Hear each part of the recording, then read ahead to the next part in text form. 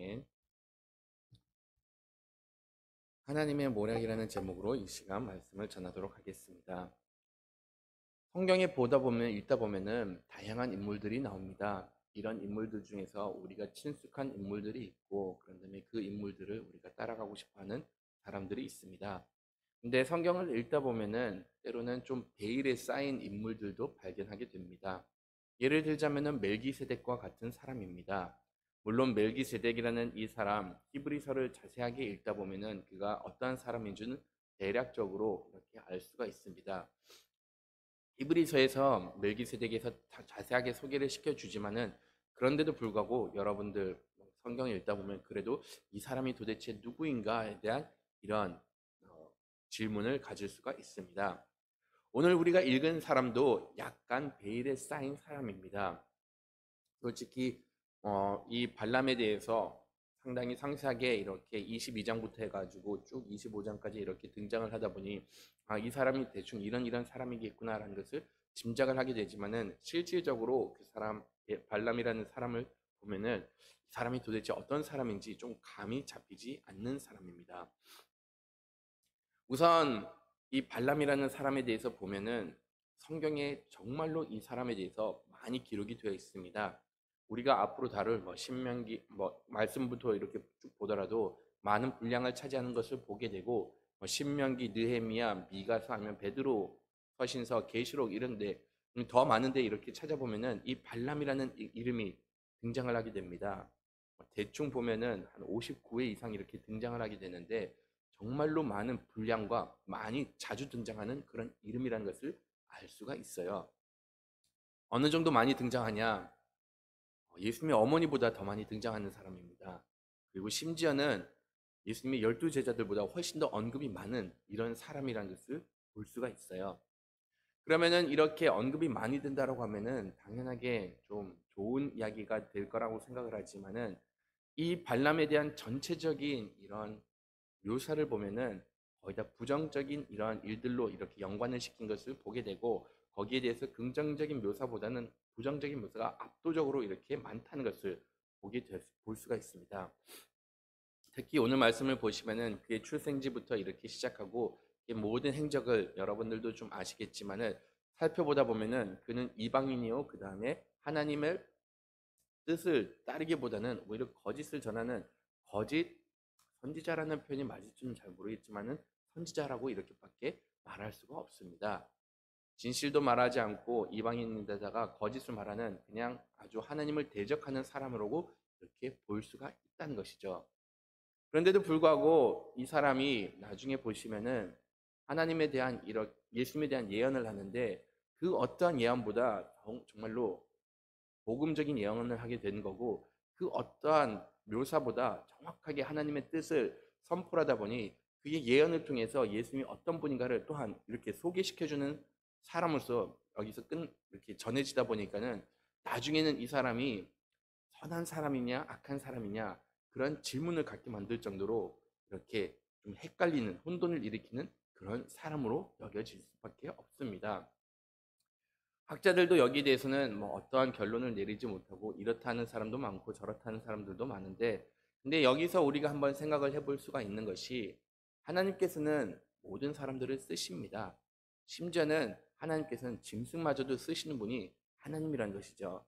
그러면은 이 사람이 정말로 선한 사람이냐 악한 사람이냐, 그것을 보면은 이 사람이 하나님의 뜻을 따르느냐 따르지 않느냐, 그 다음에 궁극적으로는 이를 통해서 하나님의 선하심을 드러내느냐 드러내지 않는가를 통해서 볼 수가 있다는 겁니다.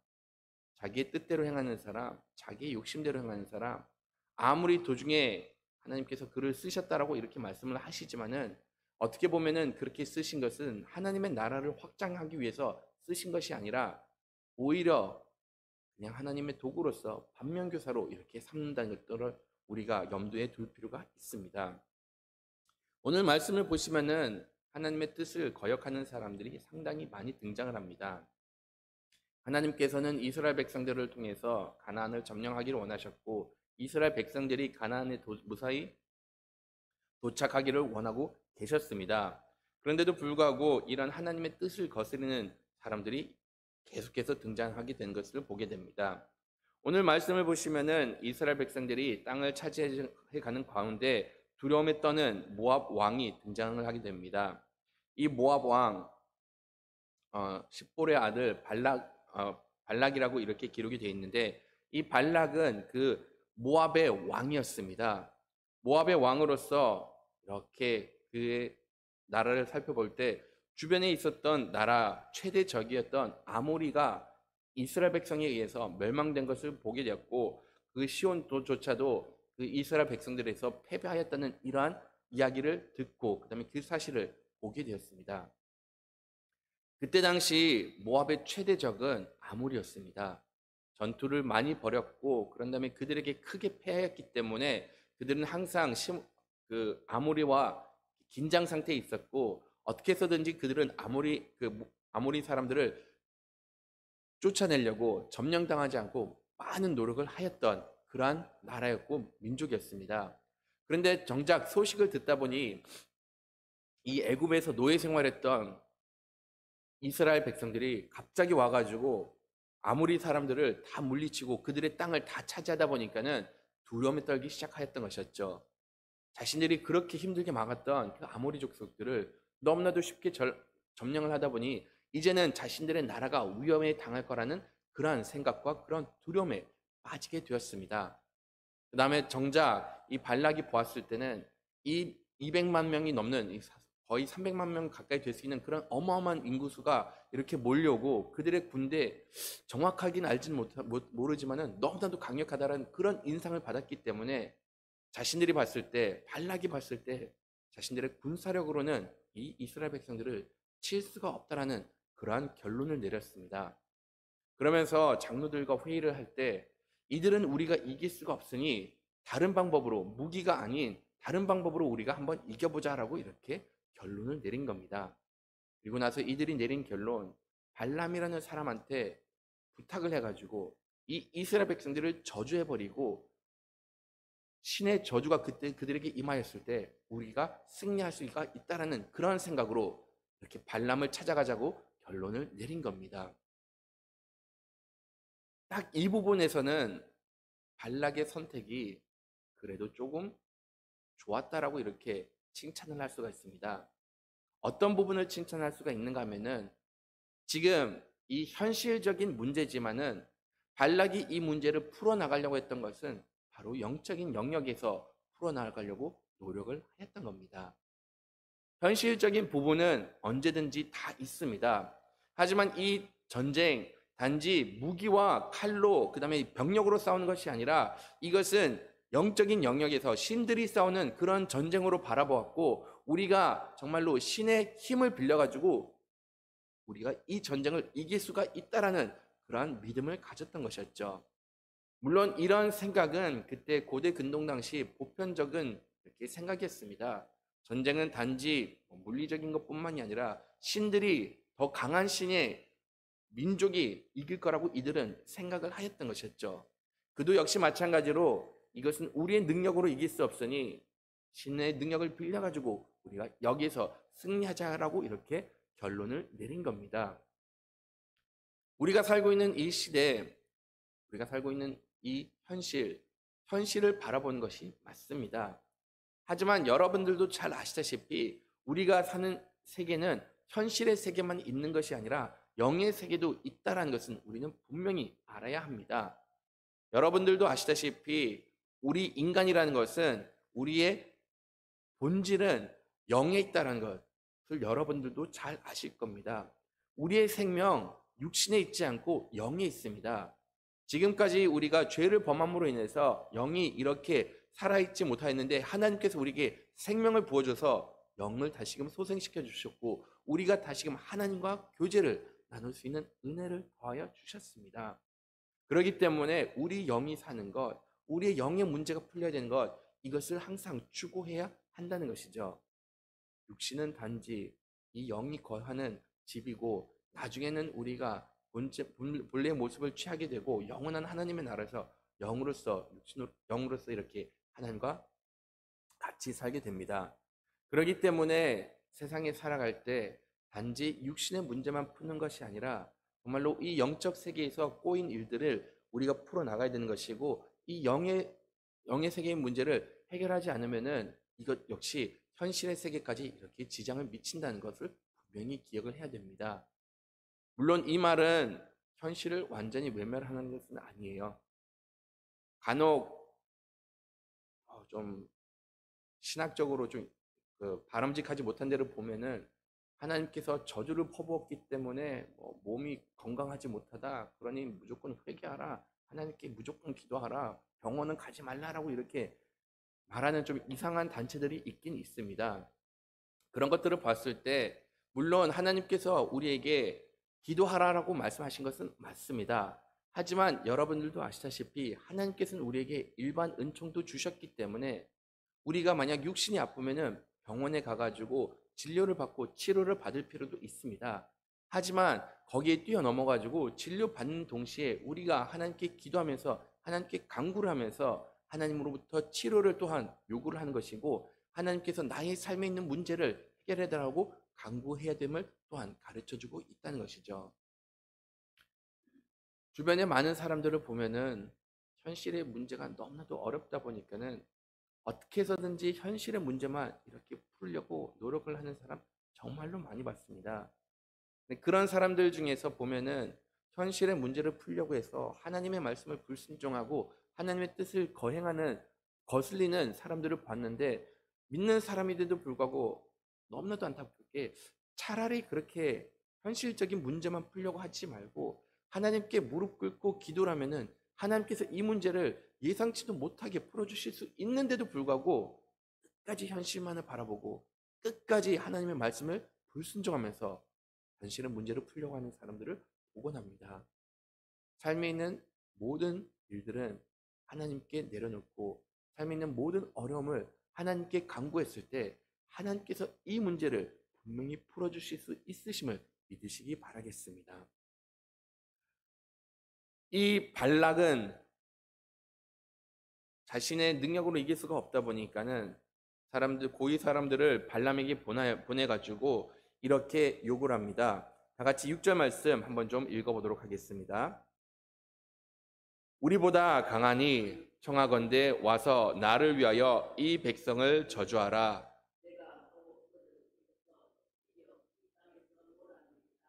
그가 복을 받고 저주하는 자는 저주를 받을 줄을 내가 알미라. 발락이 잘했던 것은 이것이 영적 문제라는 것을 깨닫고 이렇게 신들의 힘을 빌려고 노력을 한 그 부분까지는 이렇게 그래도 그나마 좀 완전히 조금은 칭찬할 수 있었던 부분입니다. 그런데 안타깝게도 그가 선택한 것은 정말로 유일한 하나님, 살아계신 하나님을 이렇게 따르기보다는 하나님을 대적하기로 이렇게 선택한 것을 보게 됩니다. 그가 이스라엘 백성들을 봤을 때 분명히 강력한 그러한 민족이라는 것을 알았기 때문에 그가 발람을 통해 가지고 그들을 저주하라고 이렇게 부탁을 하였던 것이었죠. 하는 말은 발람이 당신이 저주한 사람은 저주를 받을 것이고 그 다음에 복을 빚는 자는 복을 받을 것이다라고 이렇게 이야기를 하면서 발람에게 이스라엘 백성들에 대한 저주를 퍼부으라고 이렇게 선택을 하였던 겁니다. 한 신들의 전쟁이라고 그가 믿었으면은 어떻게 보면은 지금까지 역사하셨던 하나님을 좀 바라봐야 됐을 것이고, 지금까지 하나님께서는 전적이 전승이라는 것을 알게 되면은 오히려 그냥 내가 어떻게 하면은 그 하나님의 진노에 임하지 않고 심판의 대상이 되지 않고 어떻게 하면 하나님의 뜻을 따를 수가 있을까, 그것을 구해야 됐는데도 불구하고 안타깝게도 발락은 여기서 하나님을 대적하고 하나님의 백성을 저주해달라고 이렇게 부탁을 하였던 겁니다. 하나님을 대적하는 사람 승산할 수가 없습니다. 지금까지 그렇게 강력했던 애굽, 하나님께서는 그 애굽에 있는 모든 신들을 이겼던 것을 보여주셨습니다. 그 다음에 지금까지 광야 생활하면서 이들은 하나님의 능력을 간접적으로라도 이렇게 들었을 텐데도 불구하고 그런 하나님의 능력을 바라봤는데도 불구하고 하나님께 이렇게 편을 들기보다는 하나님을 대적하는 것을 선택을 하였던 것이었죠. 지금까지 역사를 살펴보면은 하나님의 백성을 대적한 사람 아무도 살아남지 못했습니다. 나중에 보시면은 아수르, 아니면 바벨론, 페르시아 그 모든 왕국들을 보면은 남아있는 나라들이 하나도 없음을 보게 됩니다. 하나님께서 택하신 백성이고 하나님께서 지켜주신 백성이기 때문에 이것은 단지 이 유대인들을 대적하는 것이 아니라 하나님을 대적하는 것이기 때문에 하나님을 대적했던 그 어떠한 사람도 그 어떤 나라도 결과적으로는 역사 속에서 사라진 것을 보게 됩니다. 2차 세계대전 때 유대인들이 그렇게 핍박을 당했던 나치 정권 아예 사라졌습니다. 그런 다음에 이 전 세계에서 더 이상 유대인들이 핍박을 받지 않을 수 있도록 1948년에 그들에게 다시금 땅을 돌려줬습니다. 그 이후로부터 중동에 끊임없는 분쟁이 일어나고 끊임없는 전투가 일어났는데 지금까지 보시면은 그 작은 나라가 주변 나라에서 그렇게 공격을 하였는데도 불구하고 그들을 그렇게 핍박하였는데도 불구하고 여전히 건재하게 그곳에 이렇게 자리 잡고 있는 것을 볼 수가 있습니다. 이 유대인들이 무기가 좋아서 버티고 있는 것이 아니에요. 그들이 돈이 많아서 그곳에 버티는 것도 아니고 지하 자원이 많이 나와서 그렇게 버틸 수 있는 것이 아닙니다. 하나님께서 그들을 지켜주시기 때문에 하나님께서 그곳에 이스라엘 백성들이 여전히 하나님의 계획이 있으시기 때문에 이 민족을 수천 년 동안 보존을 해주셨고 그 나라를 그들에게 주시고 다시금 그들이 한 나라로서 일어설 수 있도록 지켜주셨던 겁니다. 이것만 보더라도 하나님의 민족을 대적하는 것이 얼마나 무모한지를 깨달을 수가 있고 하나님을 대적을 했을 때 승산이 없다는 것을 승산이 전혀 없다는 것을 깨달아야 되는데도 불구하고 발락은 자신이 그래도 발람의 저주를 통해서 이들을 이길 수가 있을 거라는 그런 희망을 갖고 발람에게 그들을 저주해달라고 부탁을 합니다. 이 부탁을 받았던 발람, 하나님의 뜻이 나에게 임할 때까지 이렇게 좀 기다려달라고 그들 고위 직분들에게 이렇게 말합니다. 하룻밤 우리 집에서 자고 가라. 자고 가면은 그때 하나님께서 나에게 말씀해 주시면 그때 내가 결정을 내려서 너희들에게 이야기해 주겠다라고 이렇게 말을 합니다. 그리고 나서 그날 밤 하나님께서 발람을 찾아오십니다. 다 같이 22장 12절 말씀 한번 좀 읽어보도록 하겠습니다. 하나님이 발람에게 이르시되 너는 그들과 함께 가지도 말고 그 백성을 저주하지도 말라. 그들은 복을 받은 자들이니라. 아멘. 하나님께서는 분명히 여기서 딱 말씀하십니다. 너는 그들과 함께 가지 말고 그 백성을 저주하지 말라라고 이렇게 말씀하셨습니다. 하나님께서 이 말씀을 주셨을 때 달리 해석할 수 있는 방법이 있나요? 하나님께서 이 말씀을 주셨을 때 이해하기 어렵게 말씀을 해주셨나요? 아주 명료하게 말씀해 주셨습니다. 가지 마라. 이것이 나의 뜻이니 너는 가지 마라라고 그냥 단도직입적으로 딱 말씀하셨고 여기에 대해서 더 이상 오해의 소지도 없게 말씀을 하셨습니다. 더더욱이나 그 백성은 저주하지 말라라고 했는데 그 저주하지 말라고 했던 이유는 그들은 복을 받은 자들이니라라고 이렇게 이야기를 해주고 있습니다.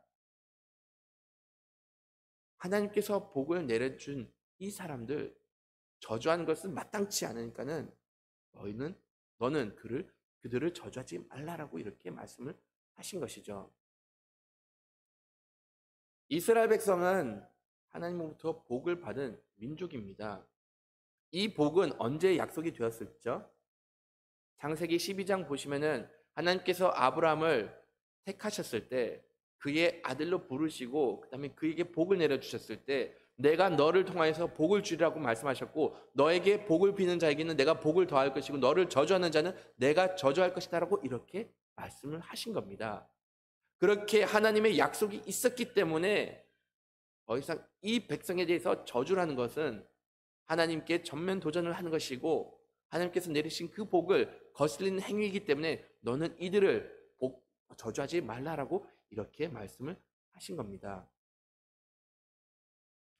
여기서 잠깐 생각해 볼 수 있는 것은 과연 이스라엘 백성들이 하나님의 복을 받을 수 있는 대상이 어떻게 되었을까요? 우리는 하나님의 복을 받기를 정말로 원합니다. 여기 계시는 분들 복 받으세요라고 하면은 싫어요 막 그렇게 반응하실 분 아무도 안 계실 거라 생각을 합니다. 복 받으세요라고 하면은 내가 그러면 복 받기 위해서 무엇을 해야 됩니까? 라고 이렇게 말하실 분들이 여기 계실 거라 저는 생각을 합니다. 근데 여기서 우리가 한 가지 좀 짚고 넘어가야 될 것은 하나님의 복을 받기 위해서 우리가 무엇을 하는 것이 아닙니다. 하나님께서는 하나님의 택하신 백성들에게 은혜로 복을 더하여 주시는 분이십니다. 내가 조건을 갖추기 때문에 내가 무슨 노력을 하였기 때문에 복의 대상이 되는 것이 아니라 하나님께서는 우리에게 약속을 해주신 겁니다.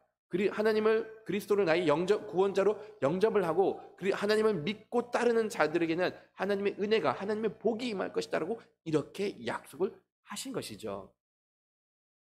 나의 노력이 아닌 하나님의 언약에 의해서 우리는 복을 받는 것이고 하나님께서 복을 내려주신 그 모든 것을 봤을 때 하나님께서 신실하게 그의 약속을 지킨 것을 우리는 깨달아야 합니다.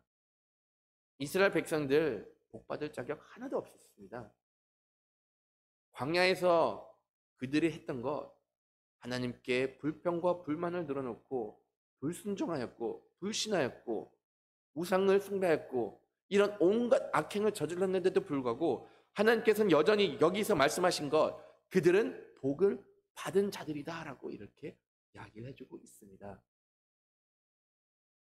언약의 관계이기 때문에 복을 받은 것이고 하나님께서는 이들에게 복을 더해 주셨습니다. 때로는 우리가 이런 하나님의 복 우리의 기준에 못 미쳤기 때문에 복 받은 것이 맞냐라고 이렇게 의심을 할 때가 있지만은 하나님으로부터 선택을 받았고 지금까지 인도함을 누리고 무엇보다도 영원한 생명을 허락을 해주셨기 때문에 그것 이상이 되는 복은 없을 거라 여러분들도 잘 아실 겁니다.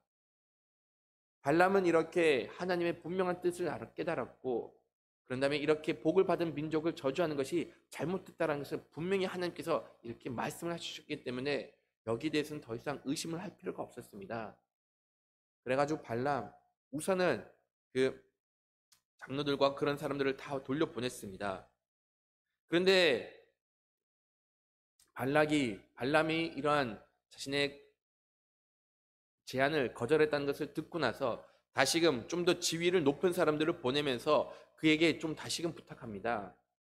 발람아 와가지고 이 이스라엘 백성들을 좀 저주해달라고 다시금 부탁을 합니다.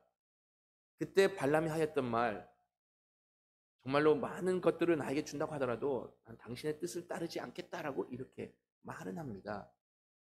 근데 정작 보시면은 그런데 하나님의 뜻이 임하기 전까지는 너희를 한번 기다려보라라고 이렇게 이야기를 합니다.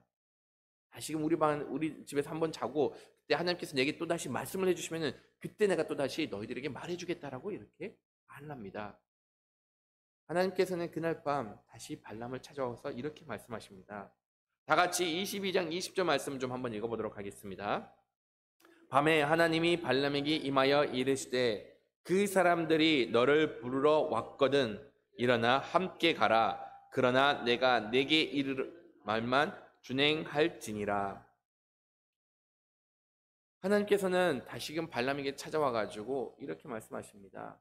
사람들이 또 왔냐라고 이렇게 물어보시고 만약 이 사람들이 또 왔으면 그냥 그들과 함께 가라. 그러던데 내가 너에게 이르는 말만 따라 행하라라고 이렇게 말씀을 하십니다. 이 말씀을 보면은 약간 혼란스러울 수가 있어요.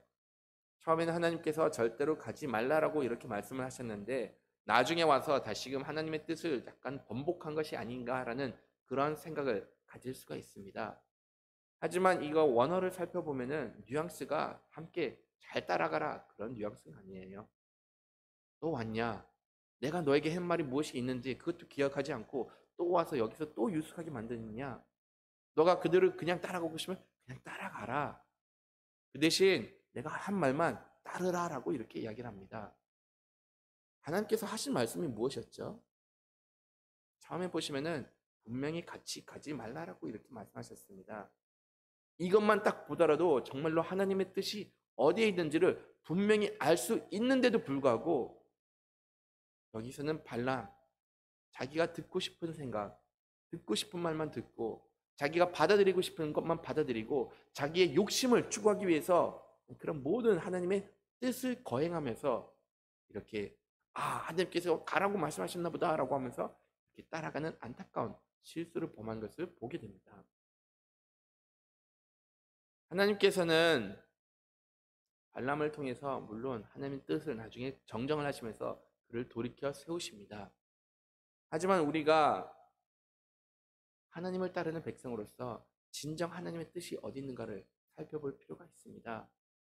때로는 하나님께서 마저 못해서 우리가 원하는 것을 그냥 허락해 주실 때가 있습니다. 하지만 이것이 하나님께서 허락을 해 주셨다고 해서 하나님의 뜻은 결단코 아닙니다. 하나님의 뜻은 여전히 하나님을 순종하는 것이고 하나님의 선을 이루는 것이고 하나님의 백성들을 축복하는 것이지 그들을 대적하고 하나님을 대적하는 것을 절대로 허락을 하시는 분은 아니라는 것이죠.